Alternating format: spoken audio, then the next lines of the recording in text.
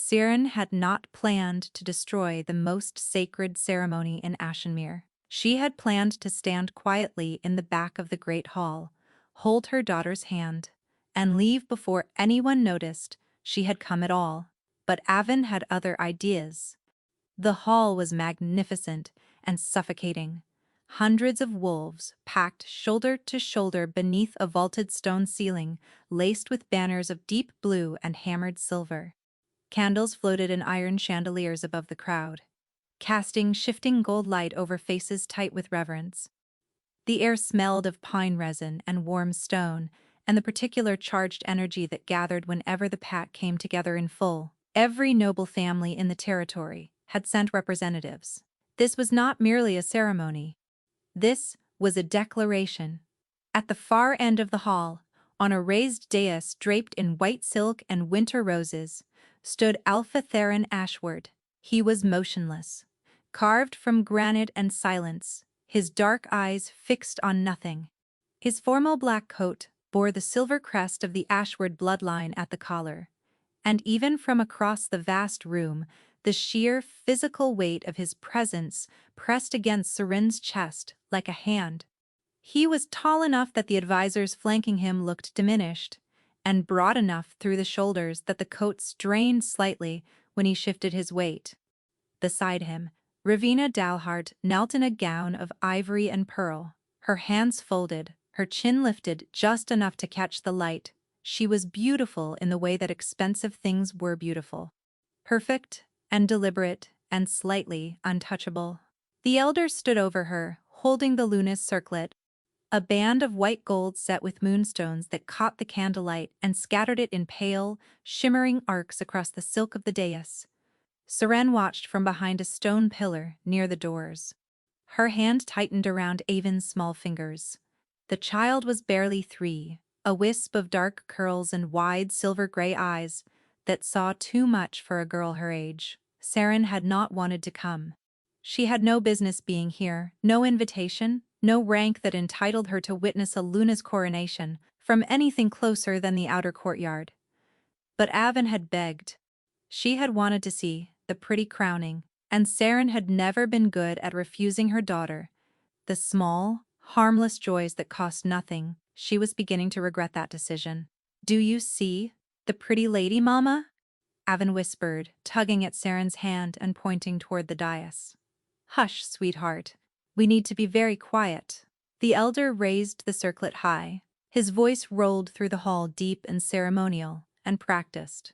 "Before the moon goddess and the gathered blood of Ashenmere, I crown thee Luna, heart of the Alpha, voice of the pack, keeper of the bond between wolf and moon." The circlet descended, the hall held its breath, and Avon pulled free. It happened so fast that Siren's fingers closed on empty air. One moment her daughter was beside her, the next, the child was moving through the crowd with the fearless purpose of someone who had been called, not running, walking, deliberate and certain, and aimed, like an arrow, at the dais. "Avon!" Siren hissed, lunging after her, but the crowd was dense, and Avon was small, slipping between legs and past elbows like water through cracks. Siren pushed forward, panic climbing her throat, muttering apologies as she shoved past broad-shouldered wolves, who turned to stare at her, with varying degrees of confusion and annoyance. A woman grabbed her arm and whispered something sharp, but Siren pulled free and kept moving, her eyes locked on the dark curls bobbing ahead. Avon reached the dais. She climbed the 3 steps without hesitation, walked past the kneeling Ravina, past the frozen elder, and stopped directly in front of Alpha Theron Ashward. She barely reached his knee. The hall went silent, not quiet. The kind of silence that has weight and teeth and makes the air feel heavier in your lungs. Theron looked down at the child. His expression did not change. The entire room watched a 3-year-old girl standing before the most dangerous alpha in the Northern Territories, and nobody moved, nobody breathed, because nobody knew what he would do. Avon reached up and placed her small hand flat against his. Light erupted between their palms, a crescent of pure silver, burning bright and impossible against the child's skin. The mark of the moon goddess. Unmistakable, ancient, and absolutely not supposed to appear on the hand of a nameless seamstress's daughter during someone else's coronation. Theron's eyes flared gold. Not the dull amber that all wolves carried, a searing molten gold that blazed through his irises and swallowed the dark entirely. His entire body locked rigid. A sound tore from his chest, low and raw and involuntary, the sound of a wolf waking after a long and terrible sleep. The gasps came all at once. The elder stumbled backward. The luna's circlet slipped from his fingers and hit the stone floor with a sharp, ringing clatter that echoed through the vaulted ceiling like a funeral bell. Ravina's head snapped up. Her face drained of color so completely she looked carved from marble. Saran reached the base of the dais, breathless, terrified, and stopped cold, because Theron was looking at her now, not at the child, at her.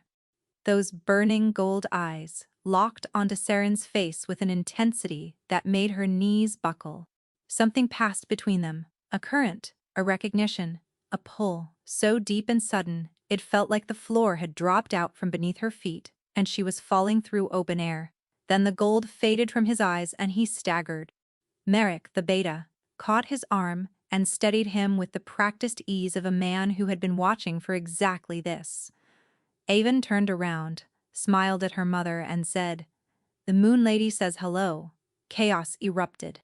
Voices crashed over each other like waves against rock.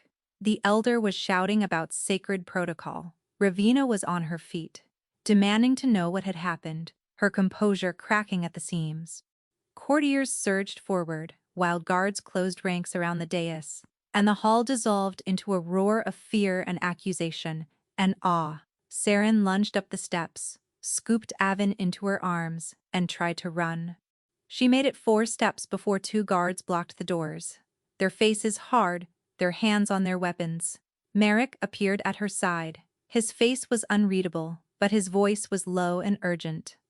"You need to come with me now. Do not speak to anyone. My daughter didn't mean any harm. Please, she is just a child." Saren's voice cracked. "She does not understand what she did." "I know," Merrick said. Something in his tone made her stomach drop. Not anger. Something worse. Something that sounded like desperation. Wearing a calm mask. "That is why we need to move quickly, before the wrong people start asking questions." He led her through a side corridor, away from the uproar, away from the hundreds of eyes that had just watched her nameless daughter walk up to the Alpha and set his dying wolf on fire. A small room, a locked door.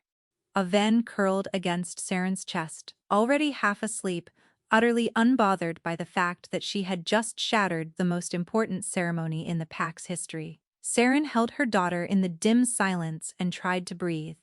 But all she could think about was the way Theron had looked at her, like he had been searching for something his whole life, and had just impossibly found it in the wrong place.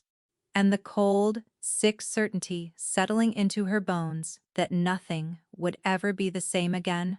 Hours passed. Avon slept. Saren did not. She sat on a narrow wooden bench in the windowless room, her daughter warm and heavy in her arms, and counted every worst-case scenario she could imagine. Disrupting the Luna's coronation was not a small offense. Touching the Alpha without permission was grounds for punishment in most packs. Her 3-year-old had done both, in front of every noble family in Ashenmere. Saren was a seamstress.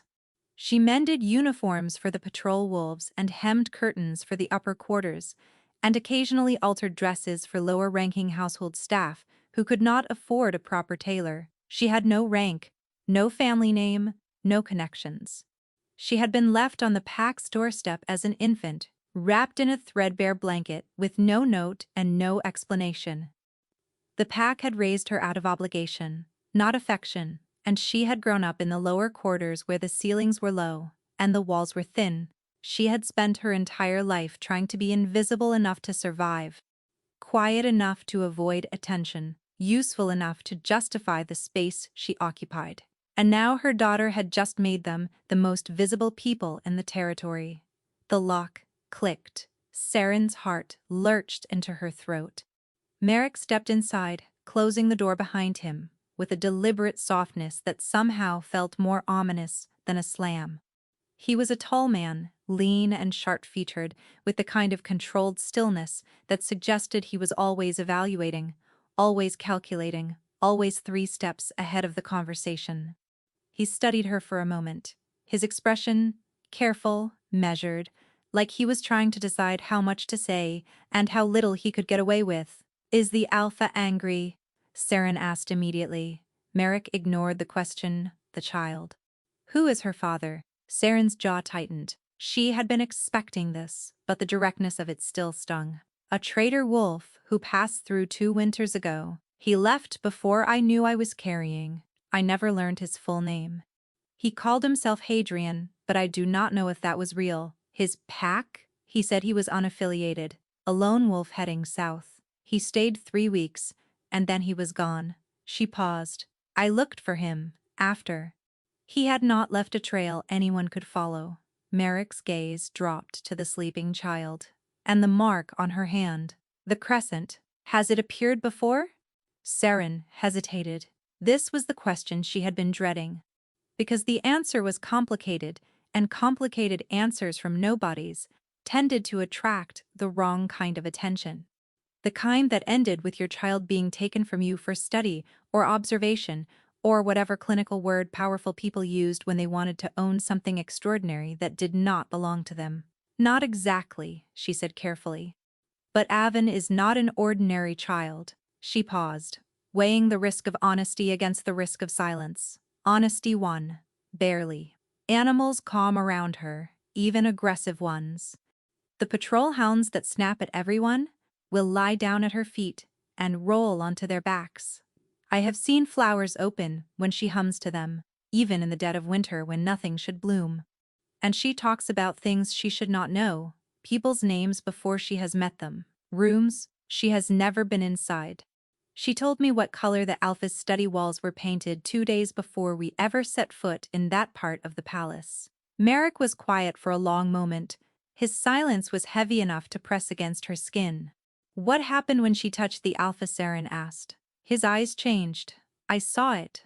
Everyone saw it." Merrick moved to the door. "Check the corridor in both directions, then shut it firmly." When he turned back, his voice had dropped low enough that she had to lean forward to hear him. "What I am about to tell you does not leave this room. If it does, I cannot protect you or your daughter from the consequences. Not from the council, not from the noble families, and not from Ravina Dalhart. Do you understand?" Saren nodded, her throat tight. "The Alpha's wolf is dying." The words landed like stones dropped into still water. Saren stared at him, certain she had misheard. "He has not been able to fully shift in 5 months." Merrick continued, his voice flat and factual in the way people sounded when they were describing something too terrible for emotion. "The bond between his human half and his wolf spirit is deteriorating. Each week it grows weaker. The wolf that once made him the most powerful alpha in 4 territories is going silent, fading, like a fire being starved of air. We have consulted every healer, every mystic, every sacred text in our archives. Nothing has worked. Nothing has even slowed it down." Saren felt the blood drain from her face. An alpha without his wolf was not just weakened. He was dead. The moment any rival pack discovered the truth, challengers would come, and an alpha who could not shift could not survive a challenge. It was not a question of skill or courage. It was physics. A man against a wolf, lost every time. "When your daughter touched him," Merrick said, his voice rougher now, his wolf surged. It responded. For the first time in 5 months, the bond flared, strong and whole, and alive. He paused, letting the weight of that settle. Then the child let go, and within minutes it began fading again. Saren looked down at Avon, peaceful and oblivious in her sleep, her small fingers curled around a fold of Saren's dress. This tiny girl who drew wolves and charcoal on scraps of cloth and sang to flowers and told her mother stories about a moon lady who visited her dreams. This child was somehow the only thing keeping the Alpha of Ashenmere alive. "What does this mean?" she whispered. "It means the Alpha wants to see you, both of you." Merrick opened the door. Now, the walk was not long. 2 corridors and a staircase. It felt like crossing a continent. Saren carried Avon against her chest, the child still sleeping, and followed Merrick through halls she had only ever seen, while delivering mended shirts and hemmed curtains to the upper household staff. Portraits of former alphas lined the corridors, generations of powerful men with hard eyes, and Saren felt every one of their painted gazes on her back as she passed. They stopped at a heavy door, reinforced with iron bands.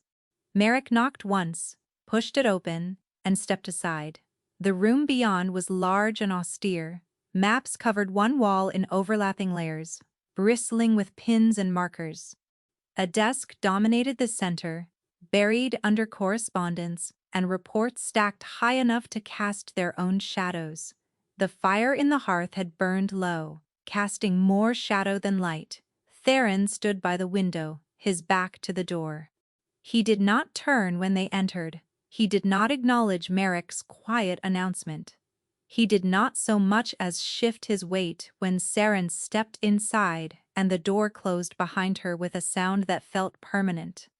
The silence stretched, thick and charged, filling the room like rising water. Saren's pulse hammered in her ears. She could see the tension locked into every line of his body. His shoulders were rigid beneath the dark fabric of his shirt. His hands hung at his sides, and even from across the room she could see that his fingers were curled slightly, like he was gripping something invisible and holding on with everything he had. He looked exhausted. Not the kind of tired that sleep could fix, the kind that lived in the bones and showed in the hollows beneath the eyes, and the way a man held his jaw so tight the muscle never stopped moving. "Your Majesty," Saren began, her voice coming out smaller than she intended. "I am so sorry about what happened during the ceremony. My daughter did not mean to cause any disruption. She is only 3, and she does not understand protocol or rank or any of the things she should have known before I allowed her anywhere near that hall.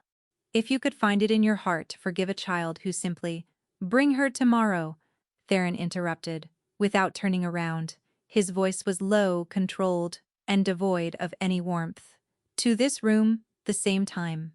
We will conduct a controlled observation." Saren blinked. "An observation of your daughter's effect on me. Under controlled conditions." He paused, and she thought she heard something shift in his breathing. Something that sounded almost like it hurt. "Merrick will arrange the details, but Your Majesty, I do not understand what you are asking me to." "Tomorrow," he said. "That is all." He still had not turned to face her. Saren stood there for a long, humiliating moment, holding her sleeping child, staring at the broad back of a man who would not even look at her. She opened her mouth to say something brave or dignified, but nothing came. Merrick touched her elbow gently and guided her toward the door. In the corridor, Saren's legs nearly gave out. She leaned against the cold stone wall and pressed her forehead against it. "He did not even look at her," she muttered. "He did not look at either of us." "He looked," Merrick said quietly, "before you came in. He asked me to describe every detail of what happened on that dais. Twice." He glanced at her. "The Alpha is not angry with your daughter." "Then what is he?" Merrick hesitated.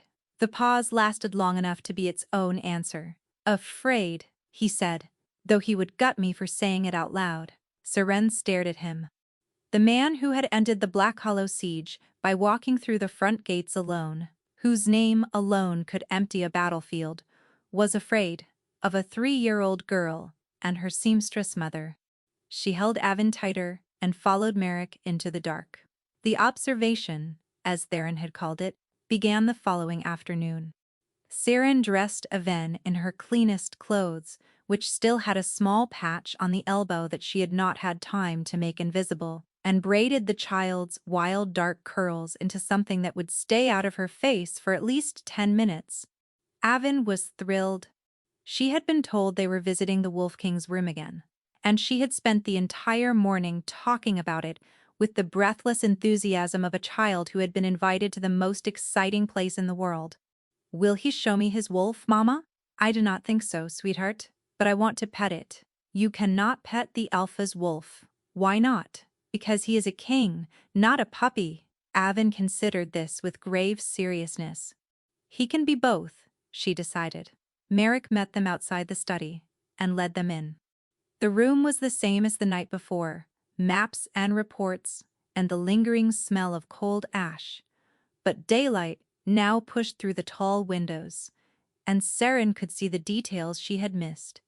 The worn edge of the desk where his hands rested most often, the wood rubbed smooth and pale, the stack of unanswered correspondence piled high enough to topple, a single chair by the hearth that looked like it had not been moved in years, the stone beneath its legs, darker than the surrounding floor. Theron sat behind the desk. He did not rise when they entered. His dark eyes tracked the child with the focused intensity of a predator watching something he did not yet understand and could not yet classify as threat or miracle. Saren's hand tightened on Avon's shoulder. "Good morning, Wolf King," Avon announced as casually as if she were greeting the kitchen cat. Silence. One of the advisors in the corner coughed. "Good morning," Theron replied after a beat. His voice was stiff, uncertain, like a man who had not spoken to a child in a very long time and was not sure of the correct volume or the appropriate level of formality. "Are you sad?" Avon asked. Theron frowned. "No." "Your wolf is sad," Avon said matter-of-factly. The way she might have observed that the sky was gray, or that breakfast had been porridge. "I can hear him. He is very quiet, but I can hear him." The room went still. Merrick straightened in his chair.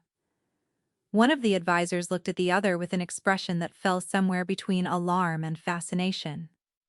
Theron's jaw tightened, but he said nothing. Avon pulled free from Saren's hand, crossed the room without hesitation, and climbed into the alpha's lap like she had done it 1,000 times before, like it was the most natural thing in the world, like she belonged there. Saren made a strangled sound and stepped forward. "Avon, no, you cannot just." Merrick held up a hand, stopping her. Avon settled against Theron's chest, tucked her head under his chin, and said, "Your wolf says he is tired of being locked in the dark. He wants to come home." Theron's eyes flared gold. Not the brief flash from the coronation. A deep, sustained blaze that poured through his irises and stayed, burning, steady, and fierce, like someone had thrown open the doors of a furnace. His entire body went rigid. Then slowly, almost imperceptibly, the tension drained from his shoulders like water from a cracked vessel. His breathing deepened. His hands, which had been gripping the arms of his chair, hard enough to whiten his knuckles, slowly relaxed. The hard line of his mouth softened into something that was not quite peace, but was closer to it than anything Saren had seen on his face before.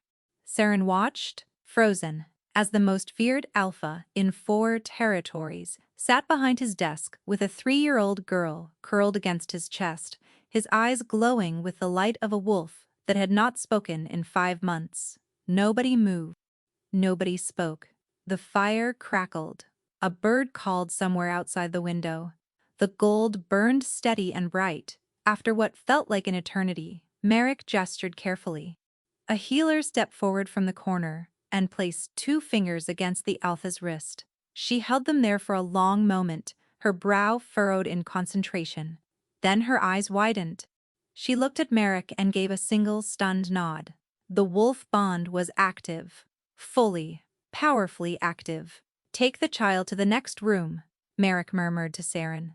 Gently, Saren moved forward on legs that did not feel entirely solid. "Avon, sweetheart, come to Mama."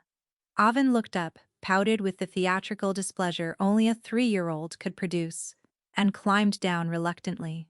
"But I was not done talking to his wolf," she protested. The moment her contact with Theron broke, the gold dimmed. Within a minute, it was gone entirely. Within 3, Theron pressed his fingers to his temple, and his jaw locked with a pain he was clearly fighting to hide. His breathing grew shallow. The rigid tension climbed back into his shoulders, settling over him like a yoke. The wolf was fading again. From the next room, Saren could hear Avon singing to herself, a nonsense melody about moons and rabbits, utterly oblivious to the devastation she had just caused by leaving. Merrick leaned close to Saren, his voice pitched below the hearing of the advisors. "We need to try something else," he said. "What? You, without the child?" Saren stared at him. "Me? I did not do anything. Avon is the one who—" "Please," Merrick said. The word was so unexpected from the beta's measured, controlled mouth that it stopped her mid-sentence. "Just sit in the room with him. That is all I am asking." Saren lowered herself into the chair by the hearth. Theron did not acknowledge her. He picked up his pen and resumed working, his face locked in controlled focus, every line of his body broadcasting that he was fine, that nothing was wrong, that the wolf-shaped hole in his chest was not slowly killing him. She sat rigid, her hands folded tight in her lap, acutely aware of every sound in the room. The scratch of his pen, the pop of an ember, the distant murmur of voices beyond the door. 10 minutes passed. Nothing happened. Saren's back ached from sitting so straight. She counted the books on the shelf nearest to her. 14, 15 minutes. Saren was about to tell Merrick this was pointless when she noticed it. Theron's pen had slowed. His posture had shifted, just slightly, in a way that someone who was not watching closely would have missed entirely. The brutal rigidity in his spine had eased into something that looked almost like rest. His breathing had deepened, and at the edges of his dark irises, a faint ring of amber had appeared, not the blinding gold of Avon's touch, something quieter, a glow like coals beneath ash, steady and warm and unmistakably alive. Merrick saw it too. His expression did not change, but the way he leaned forward told Saren everything she needed to know. The effect was weaker, without Avon, but it was there, sustained, steady, constant. Not the bonfire of the child's touch, but a slow-burning lamp that held. When Saren finally stood to leave 40 minutes later, Theron blinked like a man surfacing from deep water. The amber faded slowly, but it took longer than before, much longer than when Avon's contact had been broken. In the corridor, Merrick stopped her. "The child triggers it. You sustain it," he said. "Together, the effect is exponential. Separately, hers is more intense but fades quickly.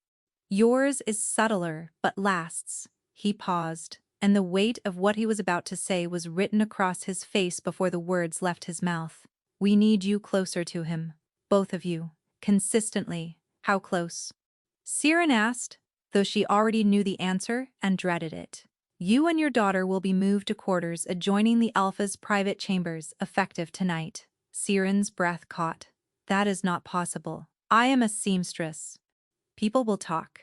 The entire pack will talk. And there is already a Luna. She was crowned yesterday, or very nearly crowned. You cannot put me next to the Alpha's bedroom when he has a Luna standing right there." "The coronation was interrupted," Merrick said carefully. "The circlet was not placed. The bond invocation was not completed. Ravina is not yet officially Luna." He held up a hand before Saren could respond. "That is a political matter above both of us. What matters right now is the Alpha's survival." Saren opened her mouth to argue further, but the door at the end of the corridor opened, and Ravina Dahlhart stepped through. She was stunning in daylight. Tall, sharp-featured, with auburn hair pinned in an elaborate twist that probably cost more than Saren's entire wardrobe combined. She wore silver at her throat and moved with the fluid confidence of a woman born, knowing exactly where she belonged. Her green eyes found Saren, then dropped to Avon peeking out from behind Saren's legs, and something cold moved behind her expression. It was there and gone in a heartbeat, replaced by a smile that touched every part of her face except her gaze. "You must be the seamstress," Ravina said. "And this must be the remarkable child everyone is whispering about." She knelt gracefully, bringing herself to Avon's eye level. "Hello, little one. You caused quite a stir yesterday." Avon studied her with those wide, unblinking gray eyes. The child tilted her head to one side, the way she did when she was listening to something nobody else could hear. "You are not the Luna," the child said. The temperature in the corridor seemed to plummet. Revina's smile did not waver, but her fingers tightened on the fabric of her skirt hard enough that the silk creased. "Avin," Saren said sharply, "that is not polite." "I look forward to getting to know you both," Ravina said, rising smoothly. Her gaze lifted to Saren, and beneath the gracious surface, something sharp and patient glittered like a blade hidden in silk. "I am sure this must be very overwhelming for someone in your position. If you need anything at all, please do not hesitate to ask." She swept past them down the corridor, trailing perfume and a silence that felt like a closing fist. Saren stood very still, holding her daughter's hand, and felt the first cold thread of understanding weave itself around her chest. She was a seamstress, with no name, no rank, and no family.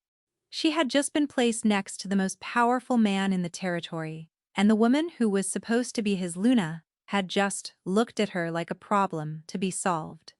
That night, Saren lay in the wide, unfamiliar bed of her new quarters, staring at the wall that separated her room from the Alpha's chambers.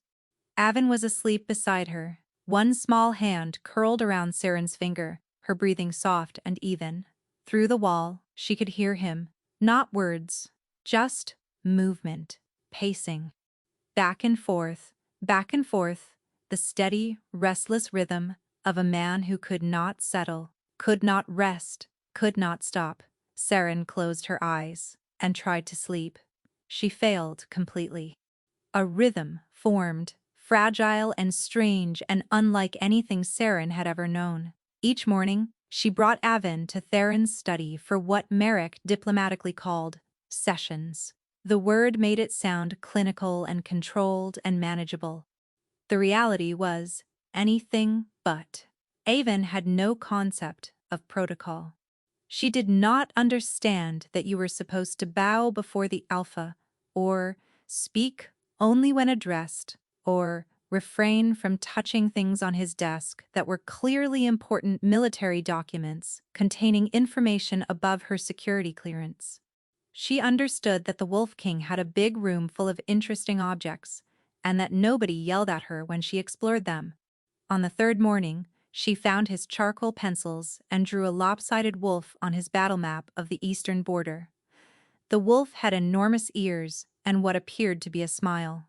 Theron stared at it for a long, unreadable moment. One of his advisors made a choking sound. Saren lurched forward to apologize, but Theron raised a hand without looking at her. "Leave it," he said. On the fifth morning, Avon discovered the ceremonial swords mounted on the wall and insisted on naming each one. The longest became Sparkle. The shortest became Sparkle, because it looked angry. The one with the ruby in the hilt became Princess. The ancient battle-scarred blade that had belonged to his grandfather became Susan, for reasons Avon declined to explain. Saren watched Theron's face during this process. The man who had ended the Black Hollow siege, who commanded 4,000 wolves, and had once defeated a rival Alpha in single combat with devastating force, sat in his chair and listened to a 3-year-old name his ancestral weapons after fairy tale characters and random women. His expression did not change, but the muscle in his jaw twitched, and Saren thought she caught the ghost of something at the corner of his mouth. Not quite a smile. The shadow of one, like light glimpsed through a door that was almost but not entirely closed. During these sessions, his wolf was present. The amber glow held steady in his eyes for as long as Avon remained close. His breathing was deeper, calmer. He moved differently, with the fluid, heavy grace of an apex predator rather than the brittle control of a man holding himself together through sheer willpower and stubbornness. Saren sat in her chair by the hearth each morning and watched her daughter perform miracles she did not understand. And something inside her ached in a way she could not name. It was the sight of Avon climbing into his lap without asking, and Theron not flinching, not pulling back, not stiffening, just allowing it, like a door he had forgotten how to lock, was slowly being opened from the inside. It was the way his hand came up instinctively to steady the child's back when she squirmed, a gesture so natural it could not possibly have been learned in 5 days. It was the look on his face when Avon fell asleep against his chest during a meeting about Grain Terrace, and he sat perfectly still for 40 minutes, rather than wake her, even though his leg had clearly gone numb, and his advisor was waiting for a response he never gave. He was gentle with her, careful, patient in a way that seemed to cost him nothing, even though patience with everyone else visibly cost him everything. And Avon adored him with the uncomplicated ferocity of a child who had decided something and saw no reason to reconsider. She talked to him constantly. She told him about the spider that lived in the corner of their old quarters and how she had named it Bertram. She told him about the cat that visited the kitchen garden and only liked her. She asked him if wolves dreamed, and if the moon was made of bone, and if he had ever been scared of the dark. Yes, he had answered that last one, so quietly that Saren almost missed it. And the single word carried more weight than any speech she had ever heard him give. The small gestures began on the 4th day. Saren returned from the washroom that morning to find a basket of honeyed pastries sitting on their breakfast table, Avon's favorite. Saren had never mentioned this to anyone in the Alpha's household. She looked at the basket, then at the adjoining door, and said nothing. The next day, a pair of new boots appeared outside their door. Avon's size, soft leather, lined with rabbit fur against the coming cold. The craftsmanship was far beyond anything a seamstress could afford, the kind of craftsmanship reserved for noble children. 2 days later, Saren found a thicker blanket folded at the foot of her bed. The nights had been turning colder, and the quarters, though grand by her standards, sat on the north side of the palace, where the stone held the chill like a grudge. She did not mention any of it. Neither did he, but Saren noticed. She noticed everything. The pastries, the boots, the blanket, the way the fire in their quarters was always lit before they returned in the evening, though she never saw who lit it. The way a book of fairy tales appeared on Avon's bedside table, old and leather-bound and clearly borrowed from the palace library. Small, careful, deliberate gestures from a man who could command armies, but apparently could not bring himself to say, "I thought you might be cold." The evenings were the most difficult part. Saren had always told Avon bedtime stories. It was their ritual, the one constant in a life that had offered very few. She would sit on the edge of the bed and spin tales about clever foxes and brave rabbits and a girl who followed the moon until she found her way home. Avon would listen with wide eyes until sleep pulled her under, and Saren would wonder afterward if she was doing enough to make up for everything her daughter did not have. On the 6th night, midway through a story about a rabbit who outsmarted a mountain, Saren noticed the adjoining door was open. Just a crack. Not enough to see through, but enough to hear. She paused, listened, heard nothing but the faint sound of breathing on the other side. She knew he was there. She did not change the story. She did not raise her voice, or lower it. She simply continued, as though nothing were different. And when she reached the end, she said, "And the rabbit found his way home, because brave things always do. Good night, sweetheart." The door clicked shut, very softly, from the other side. The next evening, the door was open again. The evening after that, too. Saren told her stories and pretended she was talking only to her daughter, and the Alpha King of Ashenmere stood behind a cracked door in the dark and listened to fairy tales about rabbits and foxes and lost girls who followed the moon. It was absurd. It was the saddest thing she had ever known, and it stirred something in her she refused to examine. Ravena's presence cast a different kind of shadow across those early days. The almost Luna had taken the disrupted coronation with public grace and private fury that Saren could feel radiating from her, like heat from a banked fire. Saren encountered her at meals in the smaller dining hall, where the household staff ate alongside the lower-ranking wolves, at passing glances in corridors where Ravina swept past without acknowledgement. And once, at a gathering of the senior households where Seren had been invited only because Merrick had insisted. Ravina never raised her voice. She never said anything overtly cruel. She did not need to. She had the particular talent of certain high-born women who could cut you open with a compliment and make you thank them for the wound. "What a charming dress, Seren. Is that one of your own repairs?" At dinner, in front of 12 courtiers. "Aven is such a spirited child. I imagine it must be difficult raising her without a father. You are so brave." In the corridor, within earshot of the household staff. "I do hope the Alpha's experiment yields results soon. It must be strange for you, being so close to a world you were never meant to enter." In the garden, with a smile that could have frosted glass in midsummer, Seren absorbed it in silence. She was good at silence. She had been practicing her entire life. But each remark left a small wound, and the wounds accumulated, and at night she lay in her borrowed bed in her borrowed room wearing a borrowed nightgown, and felt the familiar weight of a truth she had carried since childhood. You do not belong here. You were never meant to be here. You are taking up space that was meant for someone else. On the 9th evening, Seren passed Theron's open study door on her way back from the kitchens, and stopped. He was sitting on the floor. The Alpha King of Ashenmere was sitting on the stone floor of his study, with his back against the desk, and Aven asleep in his lap.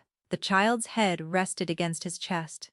One of his large hands was spread carefully across her small back, holding her steady. His eyes were closed.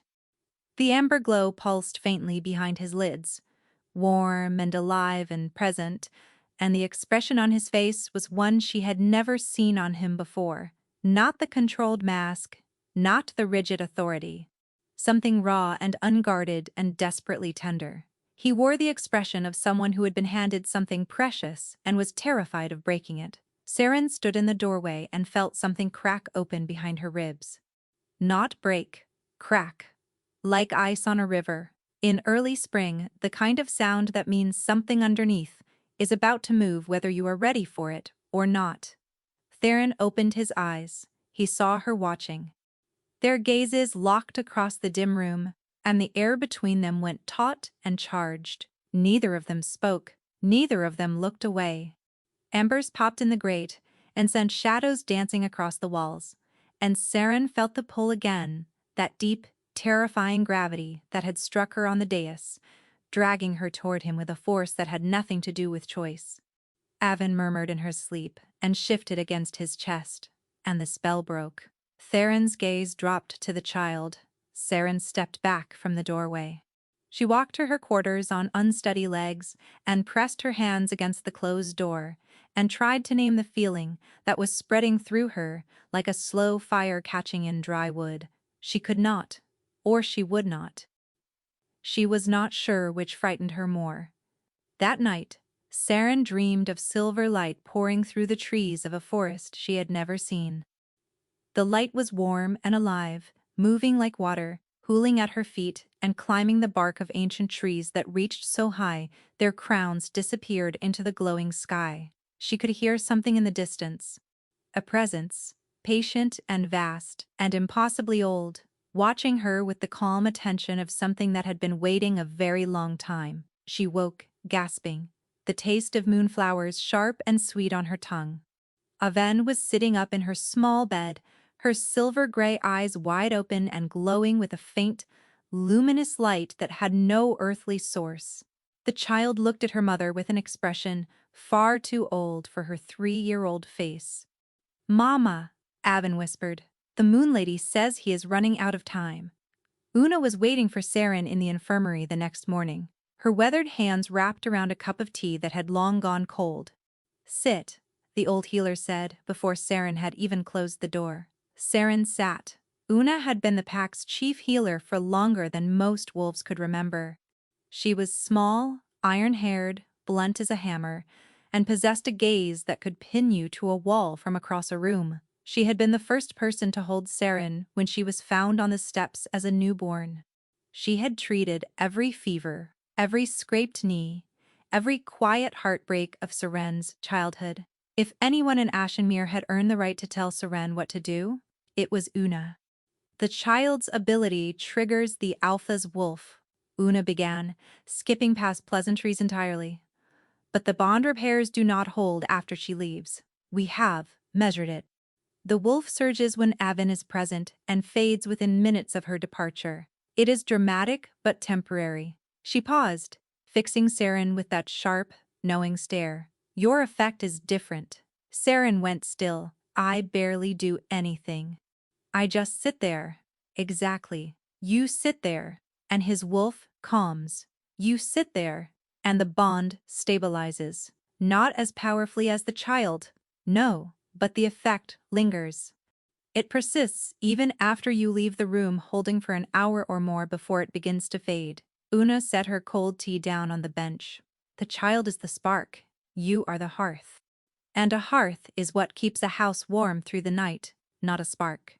Seren did not know what to say to that. I need you to spend more time with him, Una continued. Not through the child, directly. Evenings after Avon sleeps. Your proximity seems to have a cumulative effect. The longer you are near him, the stronger and more sustained the stabilization becomes. You want me to sit alone with the Alpha King every evening. Seren's voice came out flat. I want to keep the Alpha King alive, Una corrected. And right now, you are the only thing that seems capable of doing that. So it began. Each evening after Avon fell asleep, Seren slipped through the adjoining door and sat in the chair nearest the hearth in Theron's study. He worked. She sat. Neither spoke much at first. The silence stretched between them, but it was not the heavy charged tension of the first days. It was something quieter, something that was slowly, cautiously, learning to be comfortable. She brought mending with her on the third night. Her hands needed something to do, or she would go mad, counting the seconds and listening to the scratch of his pen. She sat cross-legged in the oversized chair, a torn patrol shirt across her lap, needle moving in quick practiced stitches. The familiar pull of thread through fabric grounded her in something she understood, while everything around her had become unfamiliar. You do not have to do that here, Theron said, without looking up from his correspondence. I do not have to be here at all, Seren replied, and yet here I am, so I may as well be useful. He glanced at her. It was quick, barely a flicker, but she caught something in his expression that she had not seen before. Not authority. Not distance. Something softer, surprised almost like she had said. Something he had not expected and did not know how to categorize. You always say that, he said after a pause. Useful. As if that is what justifies your presence. Seren's needle stopped. She looked up startled. He had already returned his attention to his report, his face unreadable, and she was not sure if it had been an observation or a criticism or something else entirely. But the words stayed with her, turning over in her mind long after the fire had burned low. On the fifth evening, she was mending a torn leather glove when her needle slipped, and she hissed, pressing her thumb to her mouth. A bead of blood welled up, small and bright. Theron was on his feet before she registered the movement. He crossed the room in 2 strides and took her hand, examining the tiny wound with an intensity that was wildly disproportionate to its severity. It is a pinprick, Seren said, startled by his closeness. I have had worse from a stubborn hem. He did not release her hand. His thumb rested against the inside of her wrist, and she could feel her own pulse, hammering beneath his touch like a trapped bird. The amber glow in his eyes flared, brighter than she had ever seen it without Avon present. His wolf was surging, not from the child's gift this time, but from the contact, from her skin against his. They both looked at his hand, wrapped around hers. Neither moved. The fire popped and sent a shower of sparks against the grate, but neither of them flinched. Your wolf is responding, Seren whispered. I know, he said. His voice had dropped to something rough and low that sent a shiver through her entire body. Their eyes met. The pull hit her so hard she swayed. That deep, Terrifying gravity, the same force that had struck her on the dais, was back, and it was stronger now, so much stronger, like a tide that had been building for days and was finally crashing against the walls she had built to contain it. Her wolf, the one she had not known she possessed until she began sleeping on the other side of his wall, stirred beneath her skin and pressed forward with a desperate, aching need she had never felt before in her life. Theron released her hand abruptly and stepped back. The amber dimmed but did not disappear entirely. It lingered, warm and reluctant, at the edges of his dark irises. "Thank you," he said, his jaw tight, "for your time this evening." It was a dismissal. Saren recognized it. She gathered her mending, stood and walked to the adjoining door on legs that trembled. She did not sleep that night. She lay in the dark and pressed her palm against her hammering pulse and tried to reason with herself. The pull was not real. It was proximity, gratitude, adrenaline, some combination of factors that mimicked something deeper, but was not actually that thing. Fated bonds were for people who mattered. People with bloodlines and names and histories that filled leather-bound volumes in palace archives. Not for foundlings who mended shirts and told bedtime stories and had never been wanted by anyone except a 3-year-old girl who loved the moon. The pull was not real. She was not his mate. She was a convenience, a medical necessity, a warm body that kept his wolf from dying. She repeated it until the words, lost meaning and sleep, finally dragged her under. In the small hours of the morning, she was woken by a sound through the wall, a gasp. A ragged, desperate inhale followed by silence. Then another, harsher, and a low groan that sounded like pain, given voice. Saren was through the adjoining door before she had made a conscious decision to move. The room was dark, except for the last ember glow of the fire. Theron was on the floor beside his bed, one hand braced against the mattress, the other pressed flat against his chest, like he was trying to hold something inside that was tearing itself free. His breathing was shallow and wrong. His face was ashen. The amber was gone from his eyes entirely, and without it, they looked hollow, emptied, like windows in an abandoned house.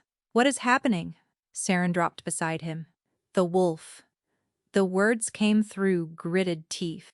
"Slipping. Cannot hold." She grabbed his hand. Both hands, she laced her fingers through his and held on with everything she had.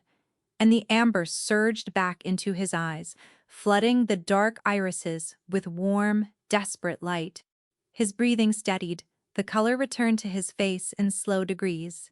His wolf clawed its way back from the edge, pulled by whatever thread connected his failing spirit, to the woman kneeling beside him on the cold stone floor.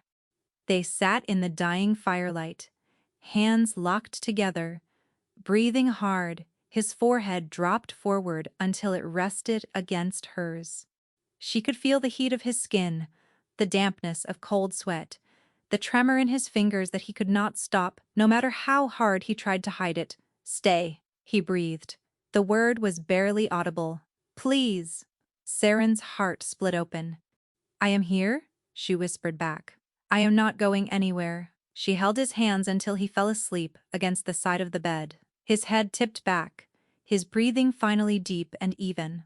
She held them until her own arms ached and her eyes burned with exhaustion. She held them until the first gray light of dawn crept through the curtains and Avon's small voice called from the other room. "Mama? The Moon Lady was here last night. She says you are exactly where you are supposed to be." Everything changed after that night, and then it all fell apart. Theron did not speak of what had happened. He did not acknowledge the hours they had spent on the floor of his bedroom, hands intertwined, his forehead pressed against hers. He did not mention the word he had said, "Stay." But something had shifted between them, a wall removed, a door left open, that could not be closed again. His eyes found hers more often now, across the study during Avon's visits, across the corridor when they passed in the evening. Quick glances that lasted a fraction too long, the kind of looking that pretended to be accidental but never was. Saren felt the pull growing stronger every day. a constant hum beneath her skin, a magnetic awareness of him that followed her through every waking moment. She knew when he was in a room before she saw him. She knew when he was in pain, a tightness behind her own ribs that mirrored his. And she knew when his wolf was fading, because her own newly awakened wolf would grow restless and anxious, pacing inside her like a caged thing sensing a storm. It was getting harder to pretend, harder to sit in her chair each evening and mend shirts and behave as though the space between them was not charged with something enormous and terrifying and undeniable. On the 12th night, Saren arrived for the evening session and found Theron standing by the window. He turned when she entered, and something about the way he looked at her made her stop in the doorway. His expression was wrong, closed in a way it had not been for days. "Sit down," he said quietly. She sat. He did not move from the window. "Una came to see me today," he said. His voice was controlled, but the tension beneath it was audible, like a rope being pulled tight. "She has been monitoring you, without your knowledge." Saren blinked. "Monitoring me for what? Your wolf? Your—" He paused, and the pause was heavy enough to crush. "It is destabilizing. My wolf is fine. I have barely even felt it before these past weeks. That is the problem." He turned to face her fully, and the expression on his face was one she had never seen from him. Not anger, not the cold mask, fear. Raw, undisguised fear that he was not even attempting to hide. "Your wolf was dormant your entire life. It has awakened because of proximity to me, to my condition.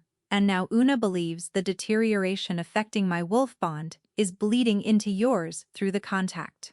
The words took a moment to land. When they did, Saren felt the floor tilt beneath her feet. "You are saying your condition is contagious? I am saying that my proximity is poisoning you." His voice cracked on the last word, and he caught himself, straightened, rebuilt his composure with visible effort. "The headaches you have been having, the restlessness, the dizzy spells, the moments where your vision swims and you have to grip the nearest surface to keep from falling. Una has documented all of it." Saren opened her mouth to deny it, but she could not. Because the headaches were real. The restlessness was real. The moments when the world went gray at the edges, when her wolf thrashed inside her chest, like a trapped animal screaming for something just out of reach. Those were real, too.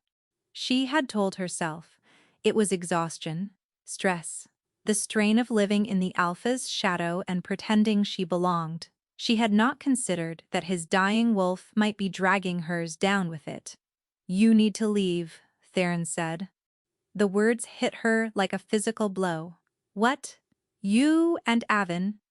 "Back to the lower quarters, effective immediately." "No." The word came out before she could think. "Absolutely not. Without us, your wolf will—" "I am aware of the consequences to myself," he interrupted, and his voice was so carefully, deliberately empty that it made her chest ache. "I am not willing to accept the consequences to you. You do not get to make that decision for me. I am your alpha." His eyes were dark and flat and resolute. "I am making it." Saren stared at him across the room. The fire crackled between them. His jaw was set, his shoulders rigid, and she could see the cost of this decision written into every line of his body. He was not doing this out of cruelty. He was doing it because he believed, with absolute certainty, that being near him would destroy her. And she could not convince him otherwise, because he would not let her close enough to try. "Please," she whispered, "do not do this." "Merrick will arrange the move tonight," he said, and turned back to the window. She was dismissed. Saren gathered Avon from the adjoining quarters in a haze of shock and grief. The child was confused, clutching her stuffed rabbit and asking why they were leaving, why they could not stay, why the Wolf King looked sad when she waved goodbye. Saren could not answer. She carried her daughter through the corridors that had become familiar over the past 2 weeks, down the staircases, past the portraits of former alphas with their hard-painted eyes, Back to the lower quarters where the ceilings were low, and the walls were thin and nobody asked you questions because nobody cared enough to bother. The room was cold, the bed was narrow, the silence was deafening. Avin stopped talking the next day. Not entirely. She answered direct questions in small flat words that held none of her usual music. But the constant chatter, the stories about the Moon Lady, the singing, the questions about wolves and bones, and whether the dark was something you could be friends with, all of it stopped. The light in her silver-gray eyes, the faint luminous glow that had burned brighter each day they spent near Theron, dimmed to nothing. She sat in the corner of their old room and held her stuffed rabbit and stared at the wall with an expression that no 3-year-old should ever wear. Saren watched her daughter retreat into silence and felt something inside her crack along a fault line she had not known existed. Her own deterioration came faster than she expected. The headaches worsened within 2 days, becoming blinding, crushing pressures behind her eyes that made the world tilt and swim. Her wolf, so recently awakened, howled inside her without sound, clawing at the walls of her body, desperate and agonized, and reaching for something that was no longer there. She could not eat. The thread she tried to sew blurred and doubled before her eyes, and her hand shook so badly she pricked herself 3 times in an hour. By the 4th day, she could barely stand upright. Ravina moved swiftly in the vacuum. The coronation was rescheduled. Announcements were made throughout the territory. The pack was informed that the disruption had been an unfortunate incident involving a gifted but unstable child, and that the rightful Luna would be crowned within the week. Saren heard the news from the laundry women who worked the vats beside the seamstress hall. They spoke about it with the casual interest of people discussing weather, unaware that every word landed on Saren like a stone dropped from a great height. On the 5th day, Saren collapsed. She was carrying a basket of mended uniforms down the corridor toward the patrol quarters. Her vision went white, then gray. Then the floor rushed up to meet her and the basket scattered shirts across the stone like fallen petals. She heard her name, distantly, called by someone whose voice she could not place. Then nothing. She woke to the smell of dried herbs and linen and the sound of her daughter crying, "Mama, Mama, wake up, please wake up." Saren opened her eyes. Avin was beside her, small hands gripping Saren's arm, tears streaming down her face. Una stood nearby, her expression grim and unsurprised, as if she had been waiting for exactly this. And behind them, filling the doorway of the infirmary like a storm that had been barely contained and was now breaking apart at the seams, stood Theron. He looked worse than she did. The hollows beneath his eyes had deepened into bruised caverns.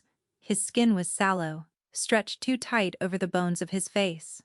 He gripped the doorframe like it was the only thing keeping him vertical, and his eyes, dark and desperate, and burning with the last fading ember of amber, were fixed on Saren's face with an expression that stripped away every defense he had ever built. "How long has she been unconscious?" His voice was a ragged, broken thing. 20 minutes, Una said flatly. Would have been longer if the laundry women had not found her in the corridor. Theron crossed the room in 3 strides. He dropped to his knees beside the infirmary bed, and his hand found Saren's, and the moment their skin touched, his wolf flared gold, not amber, full, blazing gold, pouring through his eyes like liquid sunlight. His breathing steadied. The color flooded back into his face, and in Saren's chest, the agonized howling of her wolf fell silent, replaced by a warmth so profound and so immediate it made her gasp. Avin climbed onto the bed and pressed herself against Saren's side, and the moon goddess's crescent blazed on her small palm, brighter than it had ever been, casting silver light across the sheets like scattered moonbeams. Theron stared at the mark, then at Saren, then at the child, and something in his expression crumbled, quietly and completely, like a building that had been hollowed out from the inside finally surrendering to gravity. "You stubborn, impossible man," Una said from behind them, her voice low and furious and sad all at once. "Did you think you could just cut them loose and survive? Did you think any of you would survive?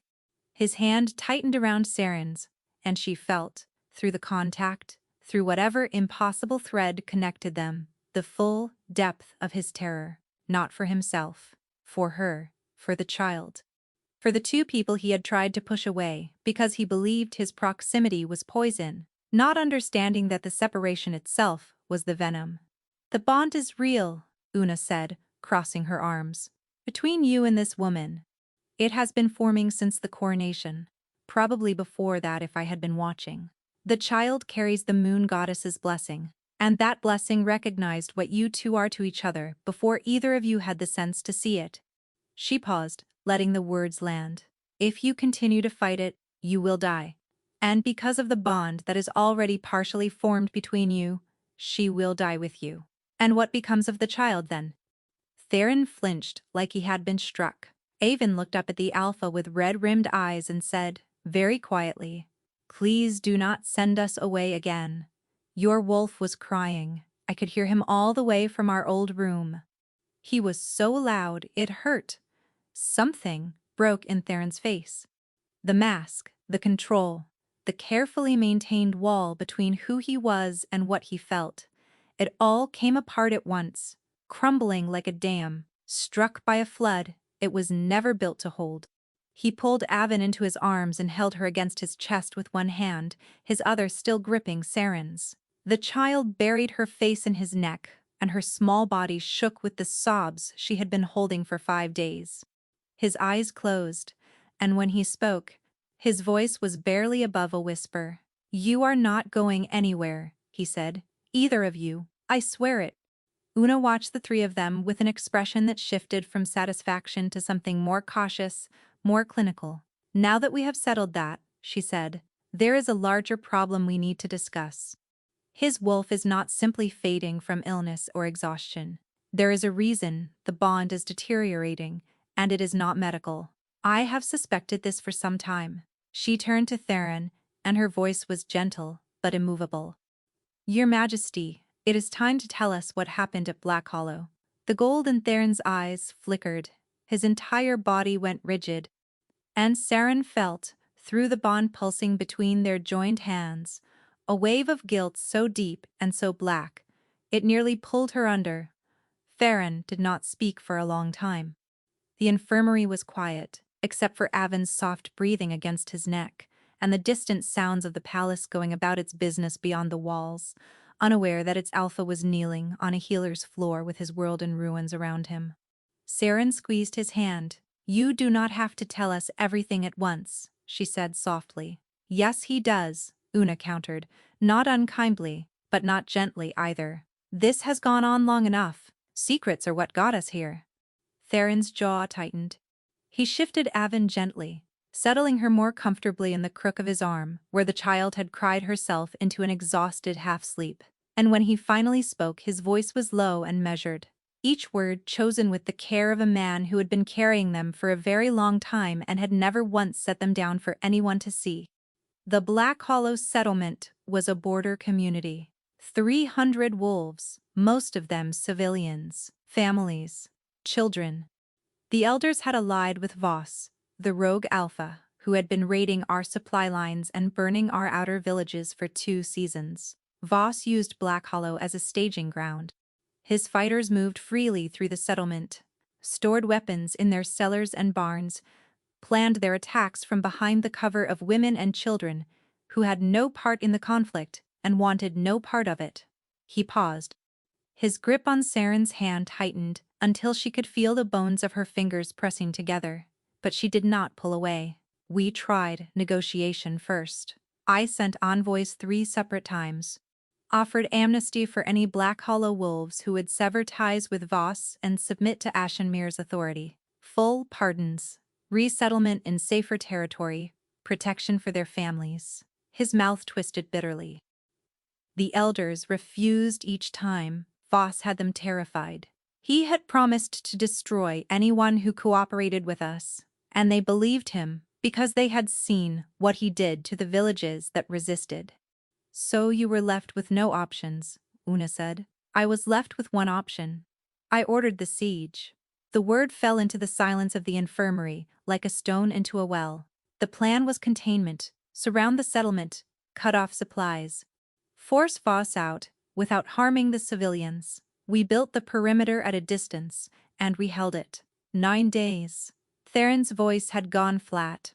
The way voices go when they are describing something too painful for inflection. It worked at first. Voss was trapped. His fighters were running low on food and morale. The elders sent a message that they were willing to negotiate surrender. What happened? Siren asked, though the dread building in her chest told her she already knew the shape of the answer, if not its terrible specifics. I sent a small team inside to broker terms. 12 wolves. Good wolves. Volunteers. Every one of them, men and women who believed they were going to end the conflict without further bloodshed. They went in under a peace banner, his eyes closed. His voice dropped. Voss killed them. All 12. He displayed the fallen on the settlement walls where we could see them, and sent a message that said, "Come and take them if you dare." The silence that followed was absolute. Siren could hear her own heartbeat, and nothing else.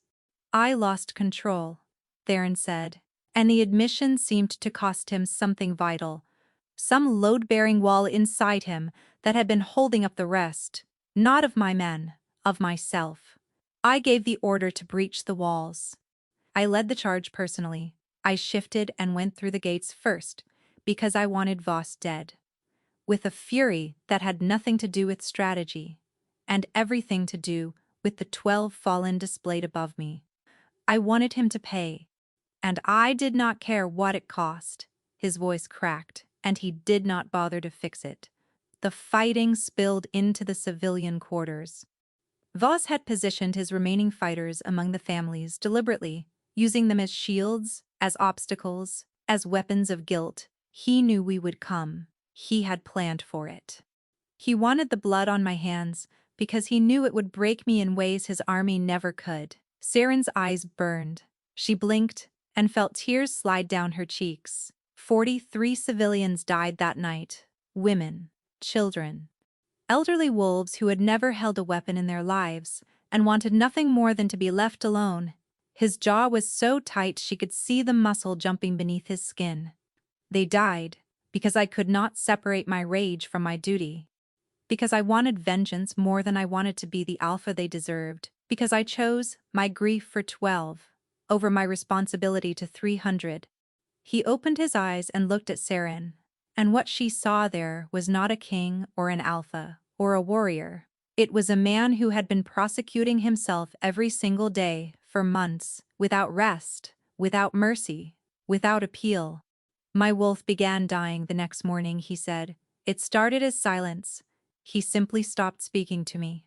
Then the bond began to weaken, week by week, month by month, like he was leaving me the way I should have left Black Hollow.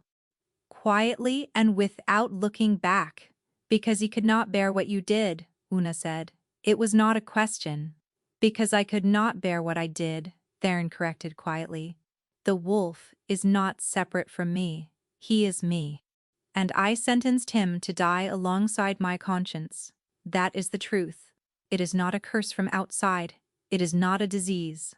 My wolf is dying because some part of me decided I do not deserve to be whole.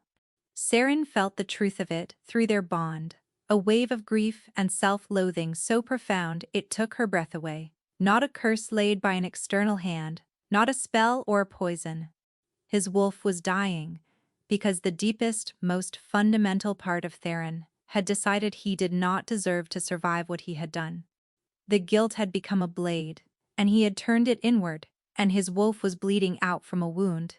Its host refused to heal, because he believed the bleeding was justice. "You think you deserve this," Siren said. He did not deny it. "You think losing your wolf is the punishment that fits the crime?" 43 lives for one wolf spirit. She watched his face, watched the way he absorbed her words like blows he believed he had earned. "You have been letting yourself die because you believe it is what they would want." "Siren," Una warned gently, but Siren was not finished. She pulled her hand free from his, and his eyes snapped to hers with a flash of panic at the loss of contact. She cupped his face in both hands, her palms against his jaw, forcing him to look at her. "I was left on the steps of this pack as a newborn," she said, her voice steady despite the tears sliding down her cheeks. "No note, no name, no explanation, just a threadbare blanket and a child nobody wanted. And I spent my entire life believing I deserved it, that there was something wrong with me, something broken at the core, that my parents looked at me and saw something unworthy of keeping. And they were right." She swallowed hard. "I believed that for 22 years. I believed I was only worth what I could do for others, that I had to earn my right to exist through usefulness. That if I ever stopped being helpful, if I ever took up too much space, or asked for too much, or needed too much, I would be thrown away again." Theron's breath caught. His eyes glistened. "I was wrong," Saren whispered. "What happened at Black Hollow was terrible. Those 43 lives mattered. Your grief for them matters. But you are not honoring them by destroying yourself. You are just adding another body to the count and leaving behind a pack that needs you and a little girl who thinks you hung the moon." He stared at her. His eyes were raw, stripped of every defense, every wall, every carefully maintained barrier between the alpha and the broken man beneath. "How do you do that?" he asked hoarsely. Do what? "Walk straight into the worst part of me and make it feel survivable." Saren kissed him. She leaned forward and pressed her mouth to his, gentle and fierce and certain, swallowing whatever protest or denial or self-destruction he had been about to offer. Instead, he responded immediately. His hand came up to cradle the back of her head, fingers tangling in her hair, and he kissed her back with the desperate hunger of a man who had been starving for something he had convinced himself he did not deserve to want. The bond flared between them like a struck match. Gold light blazed through his eyes, brighter than it had ever been, brighter than Avon's touch had ever made it. And Saren felt it in her chest, warm and deep and right, a thread of golden light connecting her heartbeat to his in a way that went beyond flesh and beyond choice. When they broke apart, breathing hard, foreheads pressed together, Avon stirred in the crook of his other arm and opened her eyes. The child looked at her mother, then at the alpha. Then she smiled, small and knowing and luminous. The smile of a child who had been waiting for the grown-ups to finally understand what she had known from the very beginning. "The Moon Lady says it is time," Avon whispered. "She wants to show you both what really happened at Black Hollow. Tonight, when you sleep, she will take you there." The crescent on her palm pulsed with silver light, and Saren felt a chill run through her that had nothing to do with cold and everything to do with the sudden, bone-deep certainty that whatever the moon goddess wanted to show them would change everything they thought they knew. That night, they returned to his chambers together, all three of them. Avon walked between them, one hand in Saren's, the other reaching up for Theron's, and the Alpha King of Ashenmere adjusted his stride to match a 3-year-old's. Without being asked, Merrick watched them pass from the end of the corridor. He said nothing, but the look on his face was the expression of a man watching something he had stopped believing was possible. Saren put Avon to bed in the adjoining room, while Theron stood in the doorway, watching with that raw, unguarded expression he wore only when he thought nobody was looking, but Saren was always looking now. "Tell me a story, Mama," Avon murmured, her eyes already heavy. Saren told the story of the girl who followed the moon.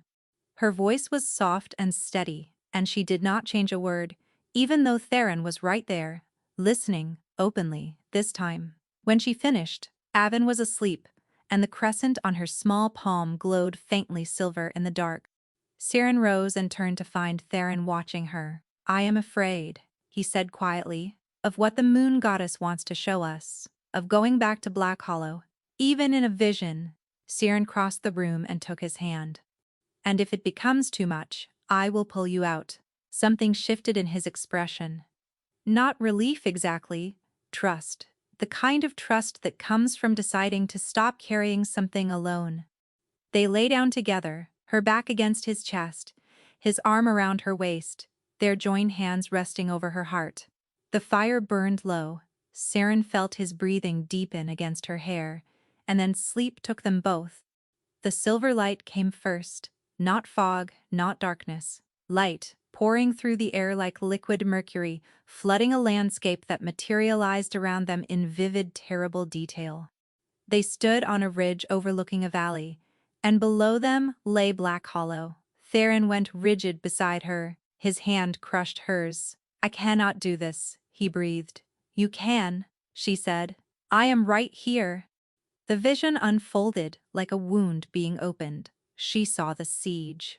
9 days of waiting, of discipline, of Theron pacing the perimeter and refusing to eat because the people inside the walls were not eating either.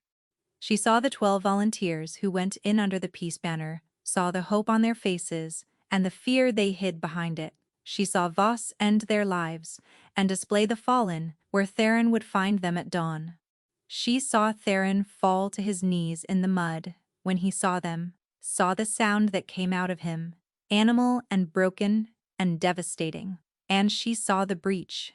But the vision showed her what Theron's guilt had erased from his memory. His wolves did not rampage. When they reached the civilian quarters, they formed shields. She watched wolf after wolf place themselves between Voss's fighters and the families cowering in doorways and cellars. She watched a young female soldier fall while shielding a child she had never met from a blow. She watched an old sergeant carry 2 toddlers out of a burning building while the roof collapsed behind him. Theron was shaking. Tears streamed down his face. "I do not remember this," he whispered. "I only remember the dead." "Because that is what guilt does," a voice said. Patient and vast and warm as moonlight on water, they turned. The moon goddess stood behind them. Though stood was not quite right. She was made of silver light and shadow, and the suggestion of a woman's shape, and looking at her was like looking at something your eyes were not designed to hold. "You have been carrying a story that is not true," the goddess said to Theron. "You remember your rage and the 43 who fell. You do not remember the 257 your wolves saved. You do not remember the soldiers who died protecting civilians because their alpha had trained them to value life above victory. You built a prison of selective grief and locked yourself inside it." Below them, the vision shifted. The dead appeared, not as ghosts, not as accusations, as people, whole and at peace, standing in the silver light, with expressions that held no anger. One woman stepped forward. She was small, dark-haired, carrying an infant who slept against her shoulder. "We do not blame you," she said to Theron. "We never did. Voss killed us, not you. And your grief has kept us here, tethered to a battle that ended months ago, unable to rest, because you will not let us go." Theron's knees buckled. Saren caught him, held him upright, her arms around his waist. "Let them rest," the moon goddess said gently. "The debt you imagine you owe was paid the moment your soldiers formed those shields." Theron looked at the woman with the infant. "I am sorry," he said. The words were raw and wrecked and completely inadequate, and they were enough. "We know," the woman replied. She smiled. "Live well. That is how you honor us." One by one, the dead turned and walked into the silver light. They dissolved gently, peacefully, like morning mist, lifting from a quiet lake. The woman with the infant was the last. She looked at Theron, then at Saren. The silver light intensified until it was blinding, and within it, Saren felt the bond between her and Theron blaze open like a door thrown wide. Gold and silver light intertwined, spiraling through them both, and she felt his wolf roar back to life inside him. Not a flicker, not a whimper, a full-throated, glorious roar that shook the foundations of everything. The mating bond sealed itself in the same breath, not a decision, a completion. Something that had been forming since the moment Avon touched his hand on the dais, clicking into place like the last piece of a lock that had been waiting its entire existence for the right key. They woke, gasping, tangled together in the dark, tears on both their faces, the bond humming between them like a living thing. His eyes were gold. Not amber, not a flicker. A deep, steady, permanent gold that burned with the quiet confidence of a wolf that was finally, irrevocably home. Theron cupped her face in his hands and kissed her, slow and deep and trembling with everything he could not say. From the adjoining room, Avon's voice drifted through the dark, sleepy and satisfied. "The Moon Lady says you can rest now." The wolf did not heal all at once. Theron still woke some nights with the taste of ash in his mouth, and the echo of screams he would never fully forget. Grief returned in waves, smaller each time but present, and Saren learned to hold him through those waves without trying to fix them. Some things were not meant to be fixed. They were meant to be carried together until the weight became bearable, but he could shift again, fully, powerfully, magnificently. The first time his wolf emerged in the training yard, midnight black, and enormous and blazing with golden eyes, the entire guard stopped to stare. Merrick leaned against the fence and exhaled a breath he had been holding for months. "About time," the beta muttered, and if his voice cracked slightly, nobody mentioned it. Ravina withdrew her claim formally, publicly, with a dignity that surprised everyone. She understood that fighting a mating bond sanctioned by the moon goddess was a war she could not win. In private, away from the polished cruelty she wore like armor, she said only, "Take care of him. He is more fragile than he appears." "I know," Saren had replied. The pack's acceptance came slowly, in inches and degrees. A foundling seamstress as Luna was not what anyone had envisioned. The whispers followed Saren through every corridor, every meal taken in the great hall where she now sat beside the Alpha instead of behind a pillar near the doors, but Theron's hand was steady in hers. And Avon, oblivious to politics, continued to name swords and draw wolves on battle maps and ask visiting dignitaries why they looked so grumpy, which horrified the court and delighted her father in equal measure. Months passed.